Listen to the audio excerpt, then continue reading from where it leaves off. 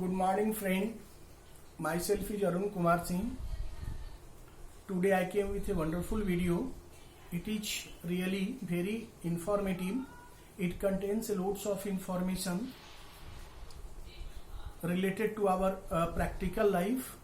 So, it is my advice, if you are watching this video, watch this till end and collect a loads of information as per your need and desire. Today's video is related to light, especially refractive index. Today I want to discuss over the refractive index. Refractive index is also the phenomena of light. Before to understand the refractive index, we need to know about refraction of light, because refractive index is depend on refraction of light. We all know that there are two phenomena of light, that is reflection of light and refraction of light. Reflection of light means bouncing back of light in the same medium. Here incident ray and reflected ray both are in the same medium, so the angle formed between normal and incident ray and normal and reflected ray both are same. It means angle of incidence is equal to the angle of reflection. Now the other phenomena of light is refraction of light. Refraction of light need the two different medium, because the speed of light is varies, either increase or decrease. Then the phenomena like refraction occurs there. So when the light goes in one medium to another medium, either it bends towards the normal or bends away the normal. This phenomena of light is called the refraction of light. Refraction of light also form the angle of incidence and angle of refraction. The first medium may be any thing like air, water, glass, diamond, and many more like this, and second medium also may be like this. So both the mediums should be different. Then the speed of light varies when it passes from one medium to another medium, and the phenomena like refraction of light occurs there. So we can define the ratio of angle of incidence to the ratio of angle of refraction is called refractive index. Actually, it is the second rule of refraction. We know it very well. There are two rules of refraction.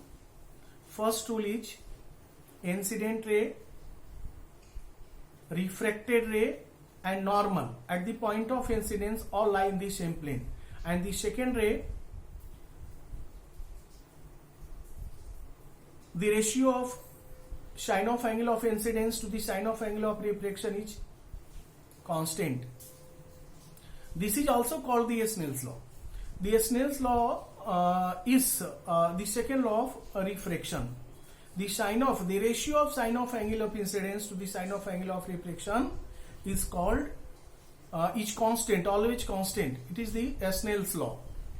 Here sine of angle of incidence means the angle formed between the incident ray and normal, and sine of angle of refraction means the angle between the angle formed between normal and refracted ray. So the ratio of sine of angle of incidence to the sine of angle of refraction is always constant. That constant is called refractive index. So in other words, we can say that refractive index is the ratio of sine of angle of incidence to the sine of angle of refraction. Here the sine of angle of incidence totally depend on a speed of light, and the sine of angle of refraction is also depend on bending speed of light bending towards normal or bending away from the normal. So here we can also define the refractive index, the ratio of a speed of light in one medium to the speed of light in other medium. Because refractive index is the ratio of same physical quantity, so there is no unit. If the both mediums are equally denser or equally rare, then no phenomena like refraction of light occurs there, because the speed of light are same in both the medium. So both medium should be different. Here denser means particles of that medium are more close to one another in respect to the particles of medium in another medium.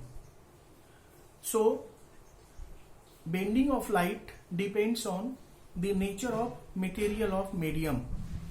Refractive index is generally denoted by N. If I say 1 N2, it means refractive index of medium 2, here 2 means medium 2, refractive index of medium 2 is with respect to medium 1 equal to velocity of light in medium 1 by velocity of light in medium 2. If the refractive index is higher, then the second medium is more denser. If I say 1 N2 and we get the higher, then the refractive index of medium 2 is more denser than the medium 1. If the light goes from air to another medium like water, diamond, glass and some other medium, then the ratio of speed of light in air to the speed of light in another medium like water, glass and some other medium like this. The refractive index what I obtained here is called the absolute refractive index. In absolute refractive index, light must goes from air to another medium. One medium must be the air, and the value what we get, the ratio of speed of light in air to the speed of light in medium, is called the absolute refractive index. And relative refractive index means there must be the two medium other than air. Like if the light goes from water to glass, it is what result we get here is called the relative refractive index, because relative means we are comparing the speed of light in two given medium. One may be water, another may be glass and vice versa. So absolute refractive index is the ratio of a speed of light in air to the speed of light in another medium, and a relative refractive index is a speed of light in water by a speed of light in glass. So in relative refractive index there may be other medium except air. There are loads of phenomena which occur due to the refraction of light.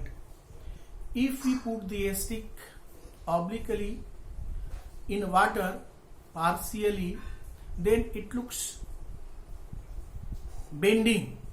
It doesn't look straight due to the refraction of light, because anything we see when the light reflect from that object and falls in our eye, then the image is formed.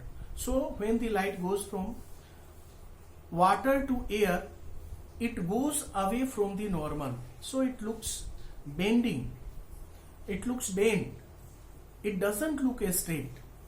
The twinkling of a star is also due to the refraction of light.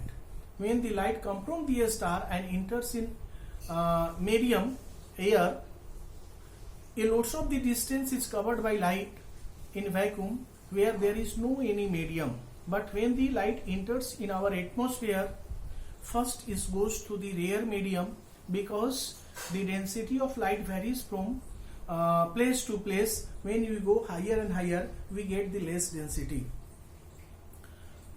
So the upper layer of the air works as a rare medium, and when it goes nearer to the earth, it has to pass the denser medium. So denser medium always create the more resistance in the way of propagation of light. So the speed of light is get reduced slightly, and it reach to our eyes sometimes in a great amount, sometimes in a less amount.